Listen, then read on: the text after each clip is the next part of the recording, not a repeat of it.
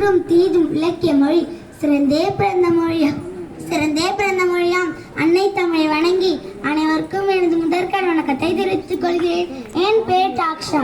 நான் 4ஆம் வகுப்பு படிக்கின்றேன். சுதந்திர போராட்டத்தில் பெண்களின் பங்கு பற்றி எனது நெஞ்சார்ந்த உரையை உங்களுடன் பகிர்ந்து கொள்ள விரும்புகிறேன். எடுத்த சபதத்தை முத்தே திருவேல் நாச்சியாரும் வீரமாய் தான்சராணியும் ஆங்கிலேயருக்கு எதிராக போராடி உயிர்நீத்த தில்லையாடி வள்ளியம்மையும் சுதந்திர வேள்விக்காக தீக்குளித்த குயிலும் மற்றும் எண்ணற்ற வீர வீராங்கனைகளில் எண்ணிகர்லா ஏற்றின் பிறந்த சுதந்திரம் நம் சுதந்திரம்.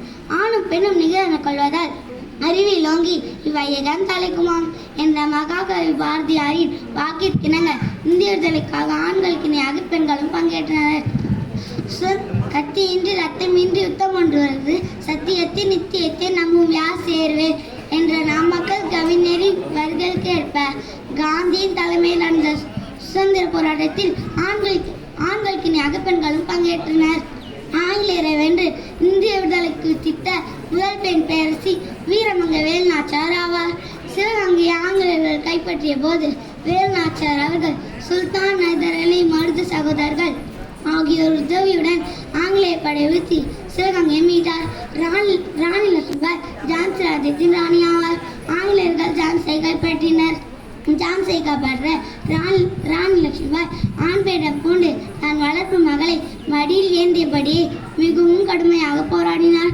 தில்லையாடி வள்ளியம்மை தனது 16வது வயதில் ஆங்கிலேயருக்கு எதிராக போராடி உயிரிழந்த விடுதலை போராளி தில்லையாடி வள்ளியம்மை ஆவார். மகாத்மா காந்தியுடன் இணைந்து அற போராட்டங்களில் கலந்து கொண்டவர் இவர். தில்லையாடி வள்ளியம்மை தான் தனக்கு முதலில் விடுதலை உணர்வையொட்டிய பெருமைக்குரியவர் என்று காந்தியடிகள் பற்றி கூறியுள்ளார். கடலூர் அஞ்சலையம்மாள் ஒத்துழையாமை இயக்கம், நீலஞ்சிலை அகற்றும் போராட்டம், உப்பு காய்ச்சும் போராட்டம், வெள்ளையடே வெளியேறு இயக்கம் ஆகிய அனைத்து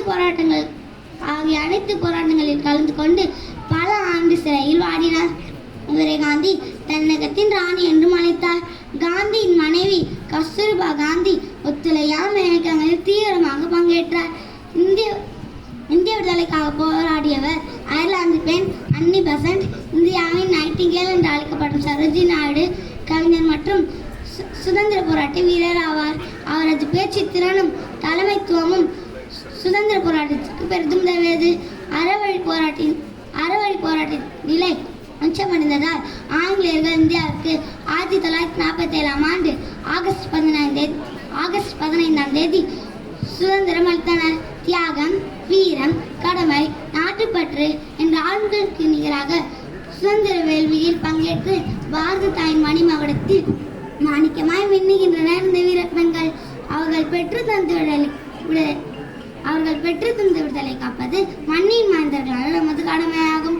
விடுதலைக்கு திட்ட வீரப்பெண்களின் வாழ்க்கை என்பது ஒரு சரித்திரம் மட்டுமல்லாது வளரும் பெண் சமூகத்திற்கு ஒரு முன் மாதிரியாகவும் அமைந்துள்ளது. அவர்களை போன்ற அனைத்து பெண்களும் வீரம், விவேகம் மற்றும் தைரியத்துடன் இருக்க வேண்டும் என்று